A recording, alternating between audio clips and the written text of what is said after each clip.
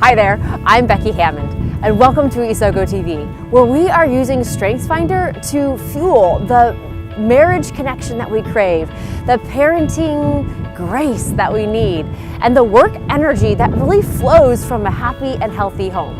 You have joined us today for episode number 50, where we are right in the middle of our series on balance, on how we achieve a healthy, happy rhythm in our lives by using our strengths to get there. So it really makes the most sense to us and our own families and our own work.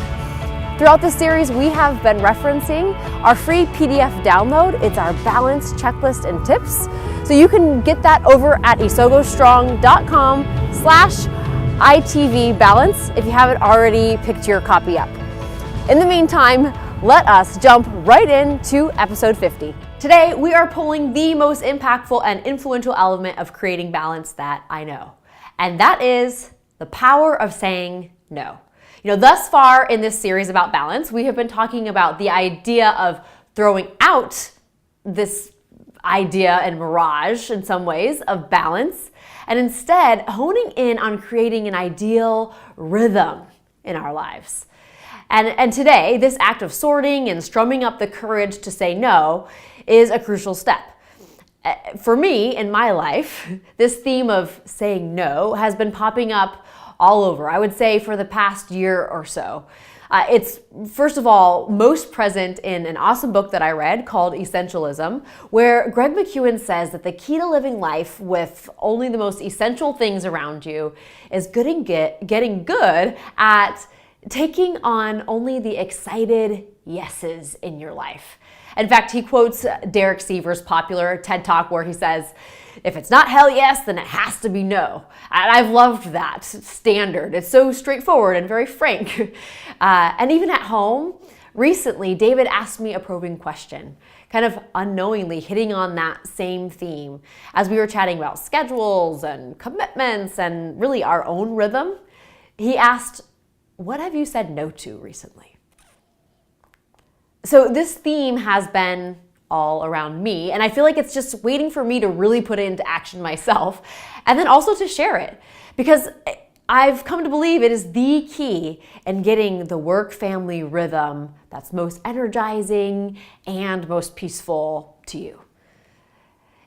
But really, since it's so crucial, why aren't we all doing it? Why am I not doing it more regularly? And the answer is pretty straightforward. It's because it's hard. It's a hard thing to do. Saying no is hard because some of the things that we end up having to say no to are very good things.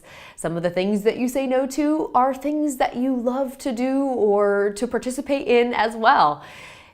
It would really be easy to say no if something was something we hated or was unhelpful or unbeneficial to us. The reason it's hard is because saying yes actually makes us feel better.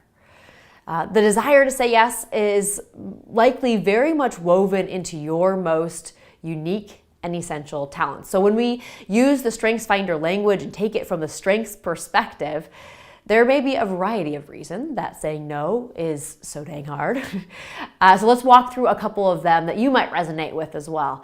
Maybe you say yes because there's an emotional string being pulled when somebody asks you. Like, this might be true of you if you have high harmony or high empathy. Maybe you say yes because you feel an underlying psychological commitment to step in. This is especially true with those of you high in responsibility, also perhaps with achiever. Or maybe you thrive on the feeling of being needed or having the opportunity to lead the way, like is true with high significance or high maximizer. Or when someone asks you to do something, you instantly see the strategic advantage of it. It's a positive thing, or it's a rational justification for it. You can clearly see, like you might if you have strategic or analytical. A couple years ago now, I was part of a group of women who meet regularly to encourage and strengthen each other. And there, I took on a new language, a new perspective about getting to the biggest yes. The biggest yes in our lives. We all have a bunch of small yeses in us, the things that we say yes to every day. But what if the small yeses that we have get in And then we come across something that feels like it has so much of a bigger yes to us. It holds that hell yes to us. But then, because we filled our lives with all these smaller yeses, we have no more room for it. So it's like this jar where these black stones represent the small yeses in our lives. We say yes to things that we think sound good. We say, yes, I'll lead that committee. And yes, I will plan an extravagant birthday party for my 2-year-old. I might have been guilty of that one. Or yes, I'll create a new resource. Or yes, I'll volunteer to lead the after hours initiative that you're asking me to. Or yes, I'll get together with an acquaintance for happy hour. You're seeing, these things are not bad things. These are good things. Yes, I will send that email by the end of tonight. I'm certainly guilty of that. Yes, I will flex to your schedule instead of thinking about my own schedule as well. Or yes, I will make heart-shaped cookies for the kids' school birthday party instead of buying them. And slowly we fill the jar with all the small yeses in our lives. So we say yes to really great things, really good things, and we feel pretty good because our jar is pretty full. Then all of a sudden, we find that we are faced with a bigger yes. Maybe one that means so much more to us. The bigger yes.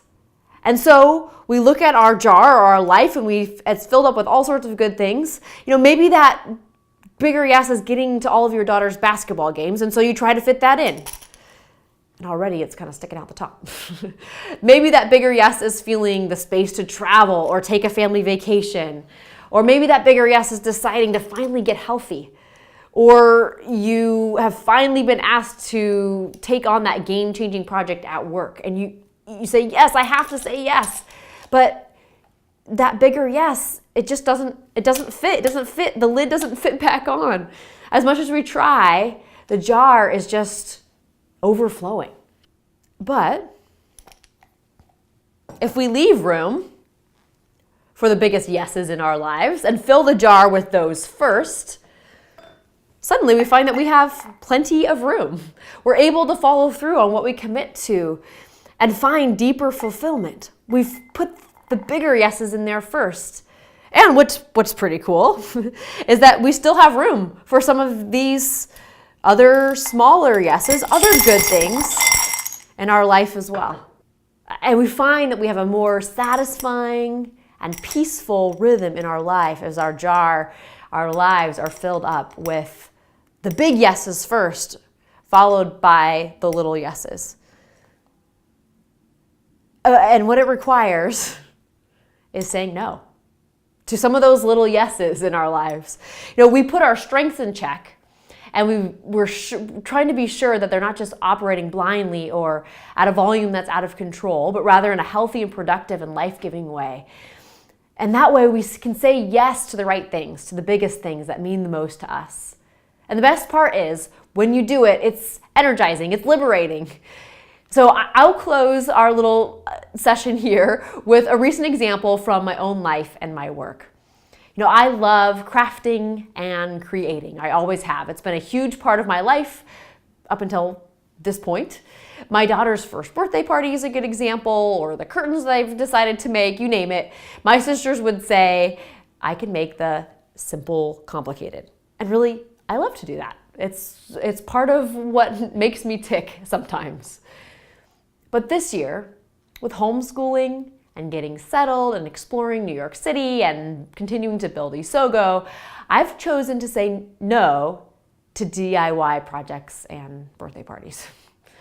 The other day I was hellbent on creating new allowance jars for our daughter who was turning 6. So I did all the Pinterest research and I asked some friends, but in the end, and thankfully more quickly than I have come to this conclusion in the past, I realized that if I was going to say yes to that, I would have to say no to something else. And when I really thought about it, all those something else's in my life were way more important, like reading to the kids, getting a few more touch points in at work, or creating more resources, connecting more intentionally with David at the end of the day. So that day, I made a conscious decision to say no to the DIY project. And instead, I pulled the trigger and bought a darling set of allowance tins on Amazon. Thank you, Amazon. And you know what? It really felt great. It feels great and is rewarding when you've made the room to say yes to something big. And you can only do that by making those daily decisions to say no along the way. So, this week, as you're striving for a more peaceful and present rhythm in your life, this is your week to say no. Say no graciously to the smaller yeses in your life that fill your time, that fill your jar, so that you can say your biggest yes to the things that truly fill you, that fulfill you and your family and your work and move you closer toward that rhythm that you crave. Thanks for taking the time to join in here on Isogo TV today. If something that we're talking about in this series about balance has given you an aha moment or you still have questions about, I would love to hear from you, and I know that the rest of the community would really value from hearing from you as well. So you can connect over at our Facebook group or through our Instagram account at Isogo Strong. I would also love for you to help get the word out about how strengths can impact our lives by doing one of two things. One, you can share over at Facebook with your own group of friends, or you can rate and review over at iTunes. That helps get the word out as well.